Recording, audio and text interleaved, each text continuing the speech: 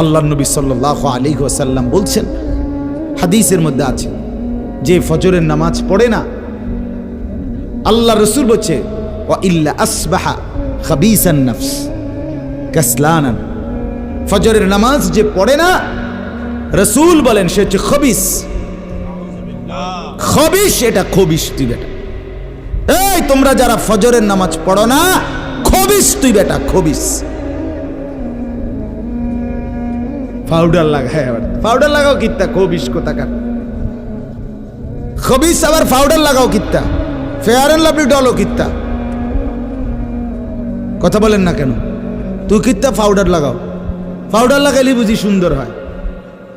বেড়ি দেখো না পাউডার লাগায়ও, এ বুড়িয়ে লাগায় ঘন্টা দুয়েক পর আবার এ বুড়িয়ে দুইয়া লাগ, বুড়ি জানে এটা ধোকা, ঠিক কিনা বলেন না? এটা যে ধোকা, নাহলে বুড়ি ধোকা। মেকআপ বক্স ধোকা আবার লাগাইয়া সেটা, এটা ধোকা, এটা আসল না, এটা নকল। আল্লাহ নবী সাল্লাল্লাহু আলাইহি সাল্লাম বলেন বেনামাজি খবিস। আর নবীজি হাদিসে আছে, বাথরুমে ঢুকতে, পেশাব পায়খানায় ঢুকতে নবীজি খবিস থেকে পানাহ চাইতেন, দোয়া পড়তেন। তো এই দোয়ার অর্থ কি? আল্লাহ আমি খবিস থেকে কি চাই? পানাহ চাই। তার মানে নবীজি বুঝাই দিছে উম্মত, পেশাব পায়খানার মধ্যে থাকে খবিস। খবিসের ঠিকানা কোথায়? Bathroom, bathroom, toilet. আল্লাহুম্মা ইন্নী আউযু বিকা মিনাল খুবুসি ওয়াল খাবায়েস। আল্লাহ খবিস থেকে পানাহ চাই। বাথরুমে ঢুকতে বলেন, জন্য বেনামাজি খবিস। এই খবিসের ঠিকানা টয়লেট,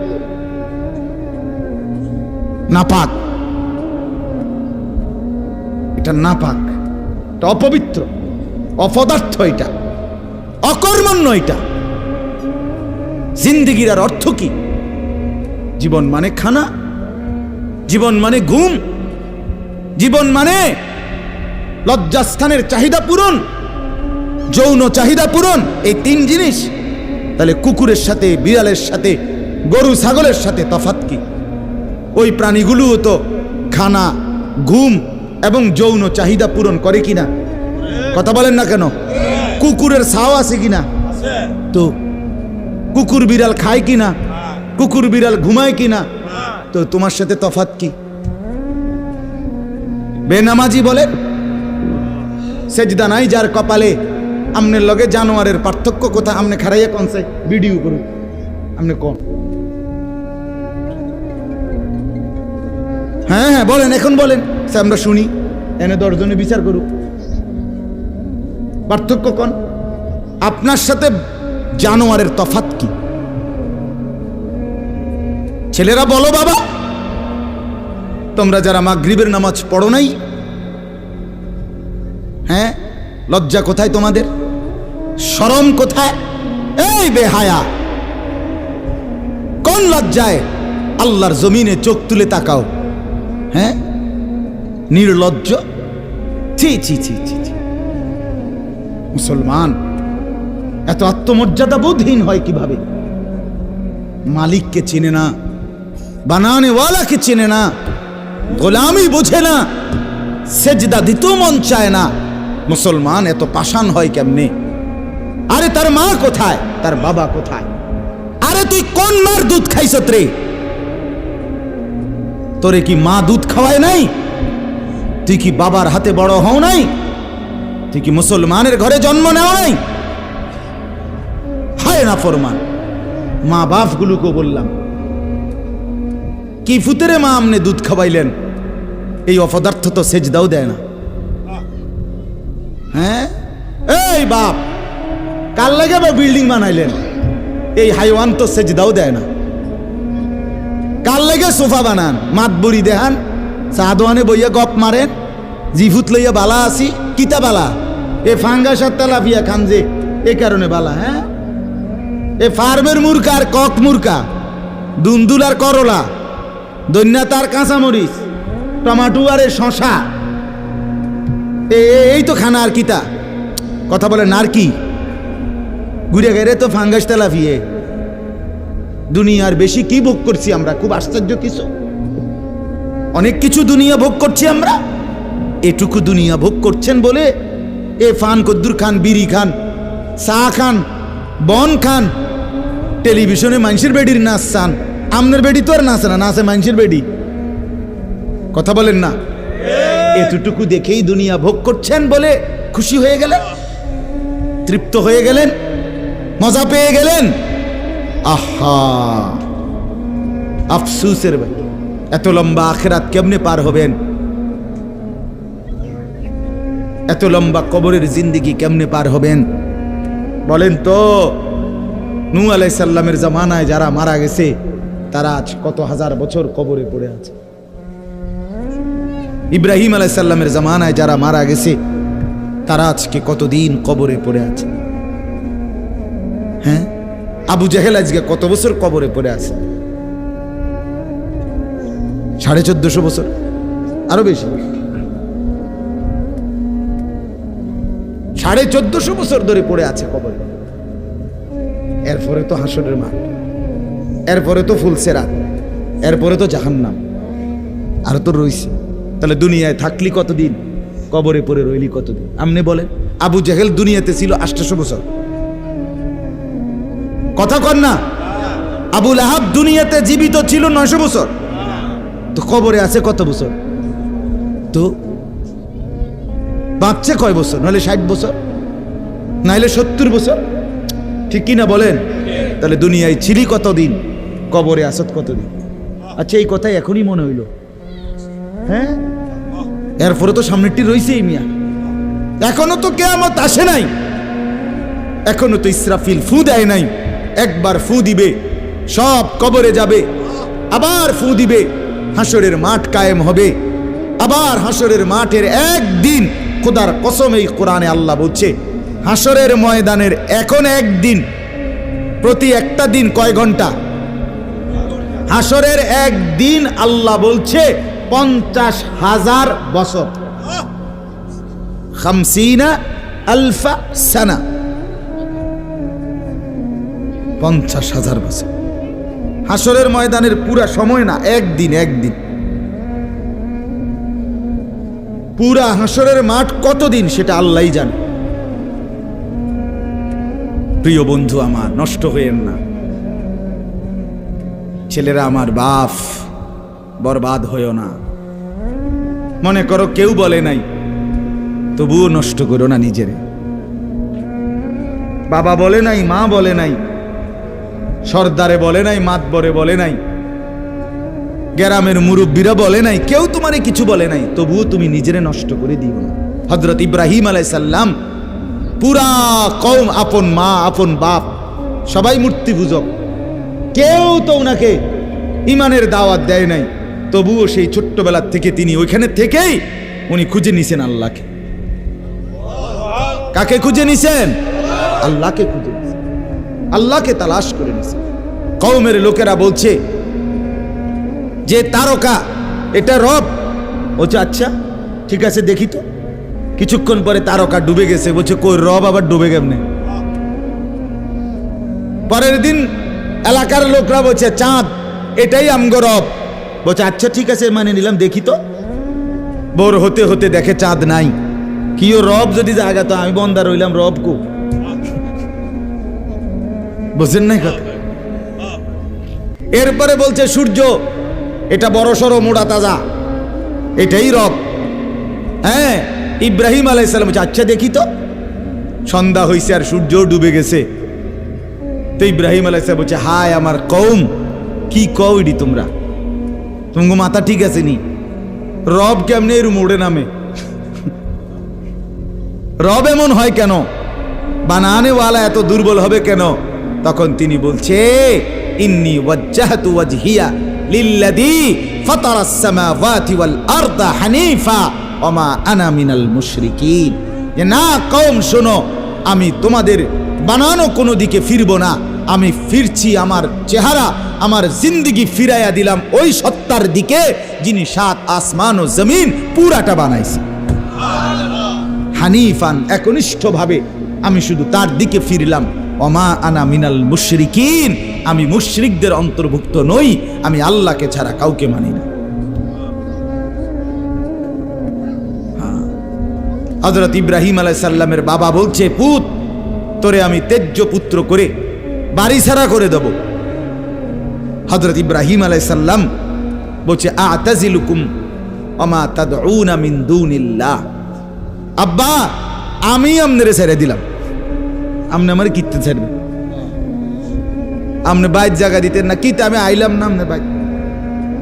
আমার ঈমান দরকার, আমার আখিরাত দরকার। আমি বন দিয়ে কিতে করব? আমি সোফা দিয়ে করমুটা কি? আমি বিল্ডিং দিয়ে করমু কি? যার বাপে বিল্ডিং করে দিছে না, হাতে বেড়া পরে আর বিল্ডিং করতে আসছে না, কথা কয় না, বোঝেন নাই আমার কথাটা? যার বাপে জমি কিনা দিতে আসছে না, এবারে পরে এবারে ফুতে আর কোনোদিন জমি কিনতে আসছে না, তো কি হিসে আপনি যে একবার উল্টাইয়া গেছেন। আরে ফুত, আমি যদি কদ্দুর কিছু করে দিয়ে যেতাম না পারি, আমি মরলে তারা খাইবো কেমনে? না তারা চিরা খাইবো। আর পরে আপনি 2 বস্তা চিরা কিনে দিয়ে যাইয়েন, আপনি মরলে আর কেউ দুনিয়াত কাম করতো না, আপনি একটা কামিলা মূর্তি আছেন শেষ। এটা ধোকার কথা না, বলেন না কেন? তো হযরত ইব্রাহিম আলাইহিস সালাম বলছে, আব্বা আপনাকে ছেড়ে দিলাম। ওমা তাদউনা মিন দুনিল্লাহ, আল্লাহকে বাদ দিয়ে যে আপনি যাকে ডাকেন সেই মূর্তি, আল্লাহকে বাদ দিয়ে যেগুলোকে আপনি ডাকেন, বাপ আমি এগুলোকেও ছেড়ে দিলাম। এবার ইব্রাহিম নবী বললেন, ও আদউ রাব্বি, আমি শুধু কেবল আমার রব আল্লাহকে ডাক দিলাম। গোটা দুনিয়া ছেড়ে দিলাম বাপ, সংসারও ছেড়ে দিলাম বাপ, আপনি মা বাবার মায়াও ছেড়ে দিলাম, আমি শুধু আমার আল্লাহকেই ডাকলাম। আসা আল্লাহ আকুনা বিদুআই রাব্বি শাকিয়া। এবার ইব্রাহিম নবী বলেন, আব্বা আমি বিশ্বাস করি আমার ওই এক আল্লাহকে ডেকে কেউ কোনোদিন বঞ্চিত হয় না। মাখলুককে ডেকে হেরে যায়, নেতা ভুলে যায়, কর্মীও ভুলে যায়, মা বাপও অনেক সময় রাগ করে, মা বাপ অনেক সময় ভুলে যায়, সন্তানও মা বাপকে ভুলে যায়, সবখানে হইতে পারে এমন, কিন্তু আমার আল্লাহকে ডেকে কেউ এমন হয় না যে বঞ্চিত হয়। আল্লাহকে বান্দা যখন জমিন থেকে ডাক দেয় আল্লাহ রব্বুল আলামিন সাথে সাথে বলে লাব্বাইক ইয়া আবদি, আমার বান্দা আমি হাজির, বল না বান্দা কি দরকার। বান্দা আবার বলে আল্লাহ, আল্লাহ আবার বলে লাব্বাইক, আছি তো বলো না। বান্দা বলে সুবহানাল্লাহ, আল্লাহ বলে শুনছি তো বান্দা, বলো না কি চাও বান্দা। বান্দা আবার বলে আলহামদুলিল্লাহ, আল্লাহ বলে বলো না কি চাচ্ছ বলো। আল্লাহু আকবার বলে আবারও বলছি কি চাচ্ছ বলো না, আমি তো শুনতেছি, আমি তো আছি বান্দা। কিন্তু বান্দা যখন শুধু আল্লাহকে ডাকতে থাকে, জিকির করতে থাকে, তাসবিহ পড়তে থাকে, মনের কষ্ট দুঃখ বেদনা চাওয়া পাওয়া কিছুই বলে না, শুধু জিকির করে, শুধু জিকির করে, শুধু আল্লাহকে ডাকে, আল্লাহকে ডাকে, শেষ পর্যন্ত আল্লাহ খুশি হয়ে বলে বান্দা তুই যেহেতু আমাকে ডেকে মজা পাইছো, ঠিক আছে বান্দা তুমি আমাকে ডাকতে থাকো, আমি আল্লাহ তোমাকে দিতে থাকি। কি লাগবে আমি তো জানি, তোর বিবি অসুস্থ আমি কি জানি না, তোর ছেলে বিদেশে অসুবিধায় আছে আমি কি জানি না, কথা বলেন। তোর যে শরীরের সমস্যা আমি কি এটা জানি না, আমি তো সব জানি, কোথায় তোর কোন মুসিবত। আল্লাহর আড়ালে কি কিছু হয়, আল্লাহর গোপনে কি কিছু হয়, তাইলে আল্লাহর ইচ্ছা ছাড়া কি কিছু হয়। এজন্য মোবাইলের কথা বলতে গিয়ে এতগুলোর কথা লম্বা বললাম। ছেলেদেরকে বললাম বাবা অনেক ছেলে বসছো, মাশাআল্লাহ, আল্লাহ খুব বরকত দান করে। আজকে মুসলমানের যুবক তোমাদের ফেরার অপেক্ষা ইসলাম। তোমরা যদি নামাজি না হও, চরিত্রবান না হও, জীবনটা যদি নারীর পিছনে আর ছবির পিছনে, নর্তকীর পিছনে আর উলঙ্গ ছবির পিছনে, মদ, জুয়া, জিনা, ব্যভিচারের পিছনে শেষ করে ফেলো। এই চোখের দৃষ্টি, এই নজর, এই চোখের দৃষ্টি, এটা যদি নষ্ট করে ফেলো গুনাহ দেখতে দেখতে, নাপাক ছবি দেখতে দেখতে, তো তোমরা নিজের জীবনই ভালো বাঁচবা কেমনে, ইসলামের জন্যই লড়বা কেমনে? আর মুসলমানের যুবক যদি হেরে যায়, মুসলমানের যুবক যদি পড়ে যায়, তো দ্বীনের জন্য জানবাজি রাখবে কে? এই বুড়ারা, 60 বছর 70 বছরের বুড়া, এবড়া এবড়া আর দৌড়তে পারবো? এবড়া দোয়া না করবো? কথা বলেন না কেন? মুরব্বীরা কি করবে? কলিজা ছিঁড়ে দোয়া করবে। অতএব আমি আপনাদের কাছে এতক্ষণের কথার মূল একটা উদ্দেশ্য, আমি দুইটা আয়াত পড়ছি, এই আয়াতের আঙ্গিকে কথাটা বলার জন্য বলছি। আজকে আমরা গুনার মধ্যে সবচেয়ে বেশি, বহুভাবেই আমাদের মধ্যে গুনাহ আছে, বাকি এই নজরের গুনাহ আমাদের সবচেয়ে বেশি। কিসের গুনাহ বলেন না? নজরের গুনাহ। আমাদের চোখ নিয়ন্ত্রণ হারা, বাঁধন হারা। আমাদের যুব সমাজ, ছেলে মেয়ে, তাদের পুরাটা চোখ তারা মোবাইলকে দিয়ে দিছে। ওই যে আগে যে শুনছি যে স্বেচ্ছায় চক্ষুদান করত, কথা বুঝছেন না কথাটা? হ্যাঁ, মরণোত্তর চক্ষুদান। এই মরণোত্তর চক্ষুদান না, জীবিত চক্ষুদান। ওই দেখেন, ওই দেন, ওই দেখেন, ইয়া দেখো, ওই মোবাইল কার হাতে? এতে সাইজ হলো ট্যাবলেট সাইজ, তার থেকে তার মোবাইল বড়। যেই অপদার্থ তার হাতেই মোবাইল দিছে, ওই সবচেয়ে বড় অপদার্থ। ওইটা একেবারেই অপদার্থ। সে যদি ভাই হয় তো ভাই অপদার্থ, বাপ যদি হয় ওইটা অপদার্থ বাপ। এই সন্তান নষ্ট করার সবচেয়ে বড় দায়ী আপন গার্জিয়ান। মা বেডি 2 বছরের বাচ্চাটারে বড় মোবাইলটা দিয়ে দিছে, তুই টিপ এটা, তুই তাবু ডিস্টার্ব করিস না, আমি সাইজ দিয়ে আসি ড্রেসিং টেবিলে, এবুডি পাউডার ডলে, হেতে মোবাইল টিপ। কথা বুঝেন নাই? ও বেডি হিন্দি সিরিয়াল দেখে টেলিভিশনে, হ্যাঁ, হিন্দি সিরিয়াল দেখে, ইন্ডিয়ান সিরিয়াল দেখে, কি দেখে? মনোযোগ দিয়ে দেখে। হিন্দি সিরিয়ালের সবগুলোর মূল বৈশিষ্ট্য হলো স্বামী স্ত্রীর ঝগড়া, শাশুড়ির থেকে জামাইরে কেমনে আলাদা করতে হবে, দেবর ননদের কেমনে স্বামীর থেকে বিচ্ছিন্ন করতে হবে, মানে সংসার কিভাবে তছনছ করবে, এটা হলো ওই বেঈমানদের সবচেয়ে বড় ষড়যন্ত্র। সবগুলোর বৈশিষ্ট্য এটা। মহিলারা এইটা দেখা বিবাহের পরে 6 মাসও একসাথে আর থাকতে চায় না। 6 মাসও না। বেডির সিদ্ধান্ত, মরিয়ার বাসি তে বেড়ারে তার বাপ মার থেকে আলাদা করুন। জীবনের সাধনা এটা। হায় হায়, লানত, অভিশাপ ওই নারীর প্রতি, যে নারী তুমি বেটি তোমার একটু সুখের জন্য স্বামী বেচারাকে আলগা করে লাইলা। তুমি তো কিছুক্ষণের সুখ হয়তো পাইবা, কিন্তু এই স্বামী মা বাবার নাফরমানির কারণে এই ছেলেটা তারে তো চিরদিনের জন্য জাহান্নামী বানাই দিল। মা বাপ যদি কষ্ট পায়, আহাজারি করে, মা বাপের কলিজার মধ্যে যদি ব্যথা লাগে, তো এই সন্তান জাহান্নামী হবে না? বলে। এজন্য আমরা প্রত্যেকেই এই কথাটা বলতেছিলাম, আজকে আমাদের সবচেয়ে বড় গুনাহ আমাদের ছেলেদের, আমাদের মেয়েদের, আমাদের নারীদের, আমাদের পুরুষদের, আমাদের জওয়ান, আমাদের বুড়া, আমাদের যুবতী, আমাদের বৃদ্ধা, সবার একটাই বড় রোগ। আমরা চোখ অনিয়ন্ত্রিত। বুড়া মানুষও টেলিভিশন চায়, বুড়া চাচা বাঁকা হয়ে গেছে, কাশে বেরামে ধরে গেছে, কিন্তু এবার টেলিভিশন সাউন্ড, বেডির সাউন্ড, চা দোকানে নাচ গান দেখার অভ্যাস ছোটে নাই। এমন অভ্যাস আছে কিনা বলেন না? যার নাই হেবড়া রাগ না হইলেই ভালো। আর যে বেটা রাগ হইলে, আপনার অভ্যাস থাকলে, আপনার রাগ হইলেই কি আর আসলেই কি। অতএব নজর নিয়ন্ত্রণ করা চাই, নজর হেফাজত করা চাই, নজর সুন্দর করা চাই। অতএব আমার বাপ, আমি আপনাদের কাছে কোরআনুল কারীমের এই 2টা আয়াতের তরজমা শুনাইতে চাই। এটা পুরুষদের জন্য, নারীদের জন্য, উভয়টা। একজন মুসলিম পুরুষ, তার ব্যাপারেও আল্লাহর হুকুম, একজন মুসলিম নারী, তার ব্যাপারেও আল্লাহর হুকুম। উভয়কে আল্লাহ তাআলা বলছে চরিত্রের হেফাজতের জন্য সবচেয়ে প্রথম শর্ত, 1 নাম্বার দৃষ্টি হেফাজত।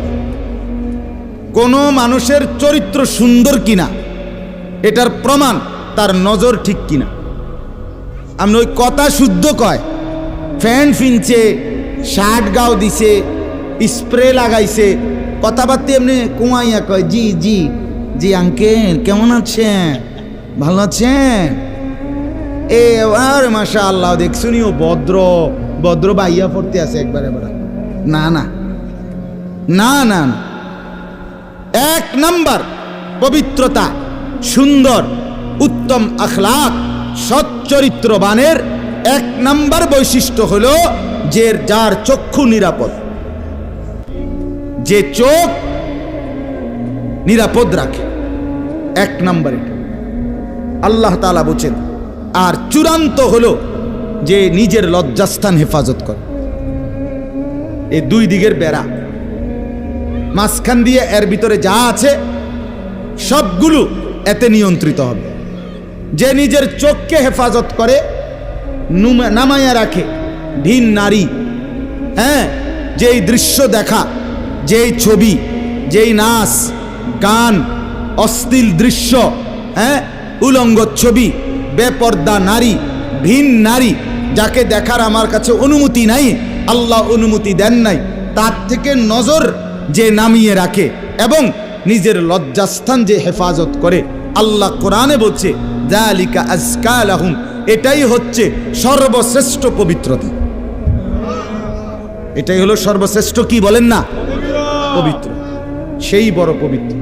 এবার এই শুদ্ধ কথা কোক আর সিটেঙ্গা কথা কোক, কথা নোয়াখাইল্লা হোক আর সিলিটটা হোক, এটা দেখার বিষয় না। দেখার বিষয় হলো তার নজর দৃষ্টি এটা নিচের দিকে কিনা, আর লজ্জাস্থান হেফাজত কিনা। এই দেখেন আল্লাহ কি বলে শোনেন। 18 নম্বর পারা 24 নম্বর সূরা, সূরায়ে নূর, এই সূরার 30 নম্বর আয়াত। আল্লাহ তাআলা বলেন, কুল, হে নবী আপনি বলুন, লিল মুমিনিন, সমস্ত মুমিন পুরুষদেরকে, পুরুষদেরকে মানে এই হুকুম কার্যকর শুরু হবে যেই ছেলেটা সাবালক হইছে, যেই মেয়েটা সাবালক হইছে, ওই দিন থেকে 100 কার্যকর। কোন ছেলের উপরে যেদিন গোসল ফরজ হয়েছে, প্রথম যেদিন তার বীর্যপাত হয়েছে, সেদিন থেকেই সে সাবালক, প্রাপ্তবয়স্ক, সেদিন থেকেই সে যুবক, সেদিন থেকে ইসলাম মানা পুরাটা 100 তার উপরে ফরজে আইন। ওই দিন থেকে তার 1 মিনিট 1 সেকেন্ড হিসাবের বাহিরে হবে না। প্রতি সেকেন্ড নিঃশ্বাসের জন্য তাকে মৃত্যু পর্যন্ত, মানে বালেগ হওয়ার দিন থেকে মৃত্যু পর্যন্ত যে হায়াত পাইছে, যেদূর আল্লাহর কাছে হিসাব দিতে হবে তদ্দূর। রাতের হিসাব, দিনের হিসাব, হাঁটলে বসলে উঠলে খাইলে ঘুমাইলে, এমনকি নিঃশ্বাসের হিসাবও খোদার কসম আল্লাহর কাছে দিতে হবে। কোন মেয়ে যেদিন তার প্রথম মাসিক শুরু হয়েছে 13-14 বছর বয়সে, সেদিন থেকে সে প্রাপ্তবয়স্কা, সাবালিকা, সে যুবতী। অতএব সেদিন থেকে মৃত্যু পর্যন্ত তার হায়াত যতদিন পাইছে, একদিনের ভালো মন্দ, জায়েজ না জায়েজ, হালাল হারাম, বৈধ অবৈধ, সব কিছুর হিসাব সে আল্লাহর কাছে দিতে হবে। কথা বুঝলেন কিনা আপনি? হ্যাঁ, এটা জরুরি, এটা জরুরি। স্বামীর কারণে, শ্বশুরের কারণে, স্ত্রী মহিলা বলেন আমার স্বামী বাধ্য করছে দেবরের সাথে দেখা করা, স্বামী বাধ্য করছে ভাসুরের লগে দেখা করতে, খোদার কসম স্বামী যদি আসমান ভাঙ্গাও মাথাত ফালায়, তারপরও স্ত্রীর জন্য এই কথা মান্য করা স্বামীর হারাম। আর স্বামী যদি এই হারাম কাজের জন্য বাধ্য করে স্ত্রীকে, এই স্বামী জালেম। এই স্বামী কি বলেন না কেন, চাচতো ভাই, জ্যাঠতো ভাই, খালতো ভাই, ফুফাতো ভাই, দুলা ভাই, তারারে কইছে বাদ বাইরা দাও, তুমি আজ্ঞায় দাও, তারা মেহমান। সব সময় কি আর আইয়েনি? হ্যাঁ, যেই স্বামী বলে, যেই শ্বশুর বলে, এই উভয়টাই জালেম, নিকৃষ্ট পাপী, সীমা লঙ্ঘনকারী, সীমা লঙ্ঘনকারী। কোনো সন্দেহ না, কোনো সন্দেহ। আল্লাহকে, আল্লাহর হুকুমের বিরোধিতা করে মাখলুকের হুকুম মানা অনুমতি নাই, অনুমতি নাই। হযরত ইব্রাহিম আলাইহিস সালামের বাবা ওনাকে মূর্তি পূজা করতে বাধ্য করতে চাইছে, করছে না? কইছে না যে নরে তেজ্য পুত্র করে দেবো বেড়া? কোরআনের আয়াত। ইব্রাহিম আলাইহিস সালাম বলছে আমনেরে আমি ছেড়ে দিলাম। কিসের জন্য? ঈমানের জন্য। কিসের জন্য বলেন না? ওয়া ইন জাহাদাকা আলা আন তুশরিকা বি মা লাইসা লাকা বিহি ইলমুন ফালা তুতি'হুমা ওয়া সাহিবহুমা ফিদ দুনিয়া মা'রুফা। কোরআনে আল্লাহ বলেন, তোমার মা বাপ যদি তোমাকে আমি আল্লাহর সাথে শিরিক করতে বলে, তুমি কোনোভাবেই তার অনুসরণ করবে না। হ্যাঁ, তবে মা বাবার সাথে কষ্টদায়ক আচরণ করবে না, ব্যবহার করবে ভালো, ব্যবহার করবে উত্তম। তার গায়ে হাত দিবে না, তারে ধাক্কা দিবে না, তারে গালি দিবা না, তারে ধমক দিবা না, কিন্তু তার কথা মানবা না। কোন কথা? আল্লাহর নাফরমানির কথা। শিরিক, কুফর, নাজায়েজ, হারাম, হারাম। সেদিন আমার কাছে এক যুবক ভাই জিজ্ঞেস করছে এ কথা, যে তার বাবা তাকে বাধ্য করতেছে তার দোকান দেখাইয়া 5 লাখ টাকা সুদে টাকা নিয়ে দিতে। মন নাই? আমি পরিষ্কার আমরা বলছি যে অসম্ভব কথা। তোমার বাপ প্রয়োজনে তোমারে ঘর থেকে বের করে দিবে, দেও। এক তো তুমি তারে গালি দিও না, কিন্তু তুমি তার এই কথা মান্য না। এ কথা মানার অধিকার, যেটা আল্লাহ হারাম করছেন সেটা বাবার কথার কারণে হালাল। আরে বলেন না কেন? যেটা আল্লাহ হারাম করছেন সেটা স্বামীর কথার কারণে হালাল না। না, আমি কিতা করতাম, বেডিতে এই সমস্ত ফাঁকনা কথা কইলে হইতো না। তে বেড়া বাতানে চাইলানে আমি রাইন্দা দেই, এরপরে কিত বেডি হেতে কইতে পারবো। আরে আলাপ হোক, এসব আলাপ করলে হইতো। ফেরাউনের ঘরে বিবি আসিয়া ফেরাউনের মতো জালেম কাফের, তার ঘরে নিজের ঈমান 100 ঠিক রাইখা দেখায় দিছে পৃথিবীবাসীকে যে জমিনে ফেরাউনের চাইতে বড় কাফের কে হবে। আমি তার ঘরে থাইকে ঈমানদার থাকছি, আমি স্ত্রী আসিয়া, আমি জান্নাতি। অতএব পৃথিবীর সবচেয়ে বড় জালেমের ঘরে থাকলেও, পাপীর ঘরে থাকলেও তোমাকে আখিরাত বরবাদ করতে পারবা না। আল্লাহ আমাদের মা বোনদেরকে বুঝার তৌফিক দান করে, আপনাদেরকেও বুঝার তৌফিক দান করে। নিজের স্ত্রী, নিজের কন্যাকে বাজারের পণ্য বানাবেন না। আত্মমর্যাদা বহুত বড় সম্পদ, গায়রত। আপনার স্ত্রী বেপর্দা বাজারে বাজারে ঘুরে, রাস্তার পুরুষ রাক্ষসের মতো তাকাইয়া দেখে, আপনার আত্মসম্মানে লাগে না, আপনি বেগায়রত, আপনি পুরুষ নামের কলঙ্ক।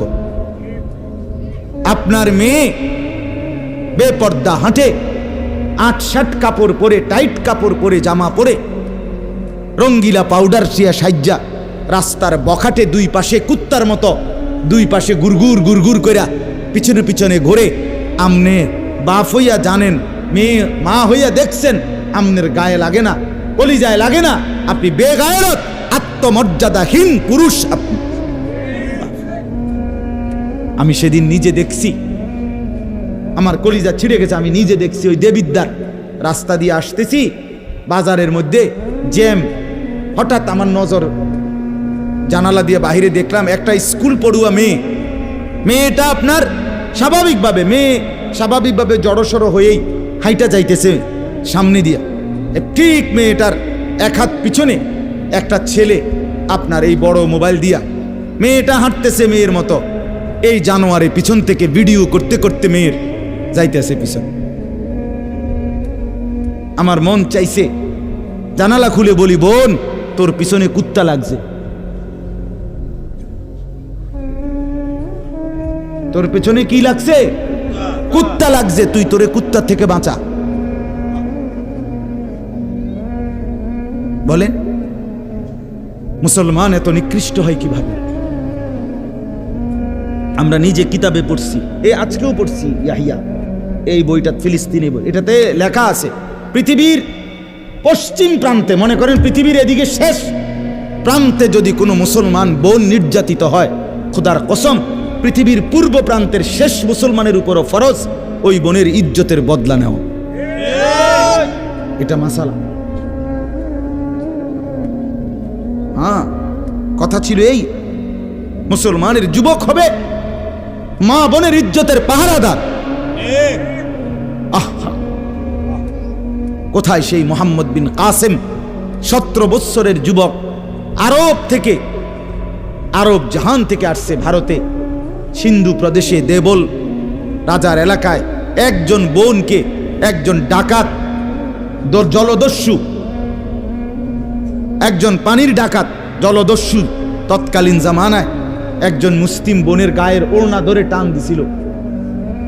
তখন ওই বোন চিঠি পাঠাইছিল হাজ্জাজ ইবনে ইউসুফের কাছে আরব দেশে, হাজ্জাজ তুমি বেঁচে থাকতে তোমার মুসলিম বোনের গায়ের ওড়না ধরে টান দিছে বেঈমান কাফের, তুমি এর বদলা নিবা কিনা আমি শুনতে চাই।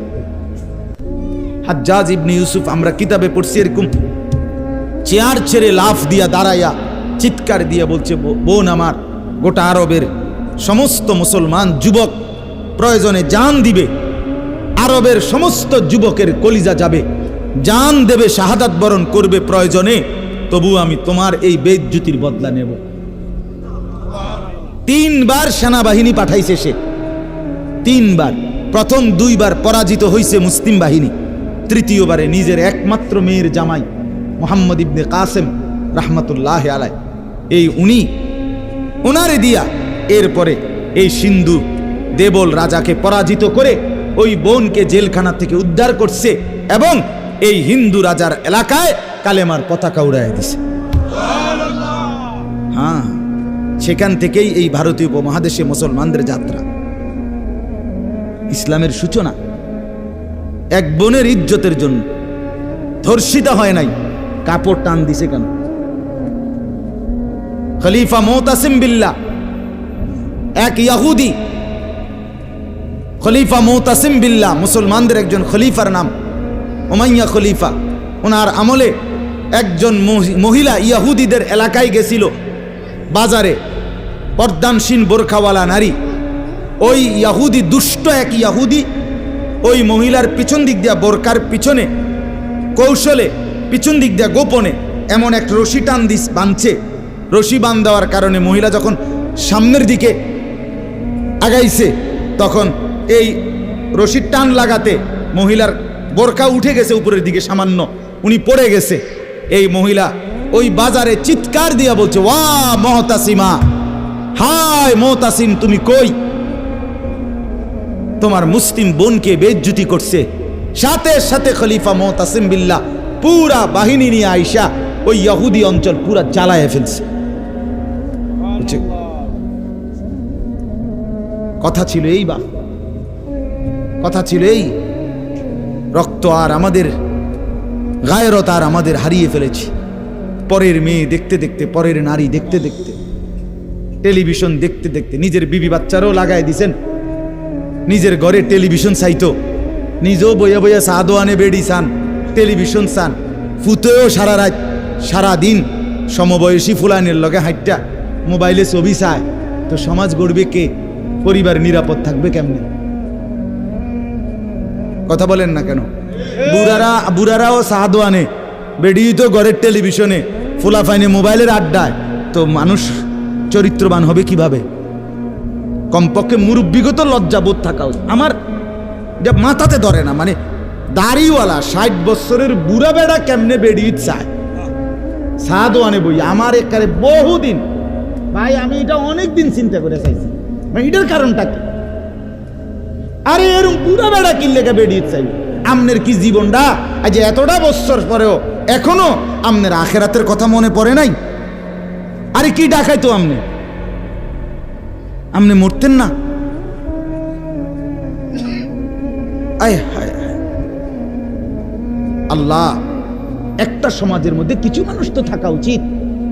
আরে বলেন না, 2, 4, 10, 50 জন মানুষ তো একটা সমাজে থাকা উচিত, যারা সবাইকে চরিত্রের কথা, আখলাকের কথা, নামাজের কথা, আল্লাহর কথা, পরকালের কথা বলবে। এটা কি উচিত না? কথা বলেন, উচিত না? কিছু মানুষ উচিত না। কই মানুষগুলো কই? বলেন না চাচা, ওই মানুষগুলো কই? চেয়ারম্যান ভাই বলেন, কই মানুষগুলো কই? আচ্ছা চেয়ারম্যান আপনি কোন ভাই, আমি তো এতক্ষণ খেয়াল করি নাই। আরিফ ভাই আমাদেরও খুব কলিজার টুকরা, মহব্বতের আমার। তো আপনি বলেন, একজন চেয়ারম্যানকে বলতে বলেন মাইক দিয়ে, এখন এক সপ্তাহে এক মাসে এই নারী গঠিত কেলেঙ্কারির কি পরিমাণ বিচার তারা করতে? আমি অসংখ্য চেয়ারম্যানের সাথে কথা বলছি, প্রায় বলে হুজুর সমাজটা খাইয়া লাইছেন। এই যে বলতেছে এটাই বেশি। চরিত্রহীনতার সয়লাভ। আহা আহারে নারী, বেচারা স্বামী 16 বছর বিদেশ করছে, হায় রে কলজা ফাটা তার কষ্ট। কি পরিমাণ রোদ্রে টাকা রোজগার করছে, কয়টা টাকা। আমি তো সৌদি আরবে যে কয়বার আল্লাহ নেওয়ার তৌফিক দিছে, হজ উমরায় গেছি, অন্য কোনো কারণে না, প্রতিবারই দেখছি বাফ আহারে প্রবাসীদের কষ্ট কাকে বলে। প্রখর রোদ। এই শুধু তর্জমাটা শোনেন, 5 মিনিটে শেষ হয়ে যাবে তর্জমা। আল্লাহ তাআলা বলেন কুল্লিল মুমিনিনা, হে নবী আপনি মুমিন পুরুষদেরকে বলেন। তাহলে পুরুষ বলতে কি বুঝাইছি বুঝছেন তো এটা নাকি? যেদিন থেকে সাবালক, আর মহিলা যেদিন থেকে তার মাসিক শুরু হয় প্রথম, সেদিন থেকে নারী।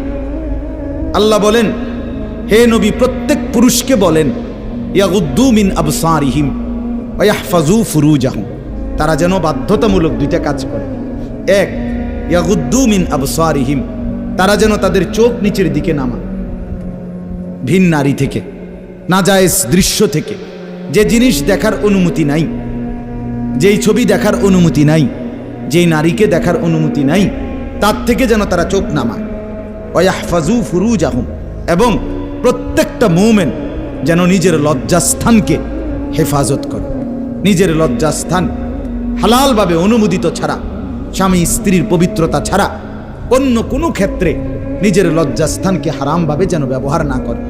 নিজের হাত দ্বারা কোনো অবৈধ কাজ যেন না করে, নিজে পুরুষ যেন কোনো অবৈধ নাচ না করে, ভিন নারীর সাথে যেন নিজের লজ্জাস্থানের জিনা বেবিচার, যেন অসভ্যতা অশ্লীলতা এমনটা যেন না করে। আল্লাহ বলেন দালিকা আজকা লাহুম, কি হবে এতে? আল্লাহ বলে এটাই হবে সর্বশ্রেষ্ঠ পবিত্রতা। এটাই কি বলেন না? সর্বশ্রেষ্ঠ পবিত্রতা।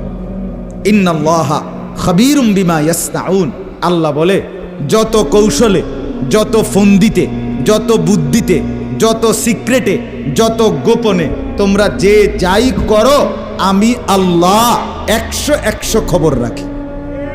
আমার কাছে গোপন কিছু গোপন নেই।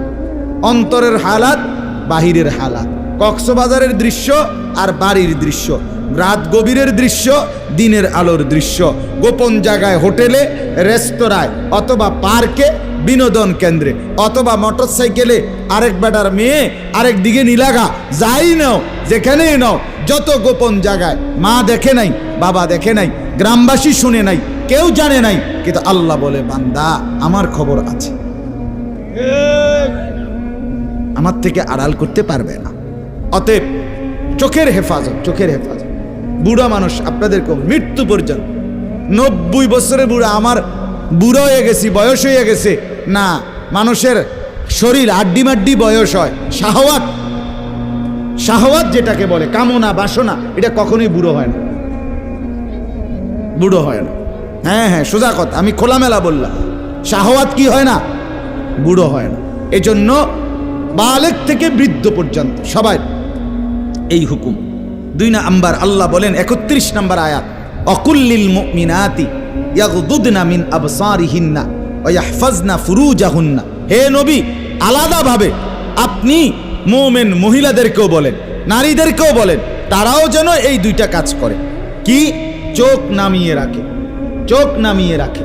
কোনো নারী যেন রাস্তার পুরুষ, ভিন পুরুষ যাদেরকে দেখার অনুমতি নাই, এই যে দেবর, এই যে ভাসুর, চাচাতো ভাই, মামাতো ভাই, ফুফাতো ভাই, খালাতো ভাই, দুলা ভাই, এরকম মানুষগুলো যাদেরকে দেখার অনুমতি নাই, রাস্তার পুরুষ যাদেরকে দেখার, চোখ ফেলার অনুমতি নাই, তাদের থেকে যেন চোখ নামিয়ে রাখে। ওয়া ইয়াহফাজনা ফুরুজাহুন্না, আল্লাহ বলে প্রত্যেক নারীকে বলেন হে নবী তারাও যেন তাদের লজ্জাস্থানের হেফাজত করে। এক নারীর সতীত্ব, তার ইজ্জত, তার সম্ভ্রম, এটাই তার জীবনের সবচেয়ে বড় সম্পদ। যে নারী সতীত্ব হারা, যে মেয়ে ইজ্জত হারা, তার জীবনে আর 2 পয়সার কোনো মূল্য নাই।